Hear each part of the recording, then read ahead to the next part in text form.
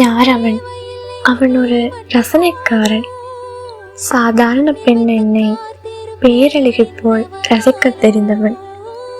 நான் உதட்டில் சாயம் பூசிக்கொண்டால் உன் வறண்ட இதழ்களை தான் விரும்புகிறேன் என்பான்.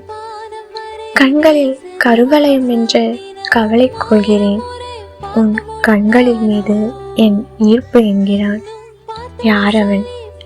என் முகப்பருக்களை ஒருபோதும் வெறுக்காதவன், என் சீரற்ற புருவங்களின் இடையில் முத்தமிட மறக்காதவன். என் மாநில தேகத்தை பார்த்து அவன் முகம் சுளித்ததே இல்லை. என் எடையை வைத்து என்னை எடை போட்டதும் இல்லை.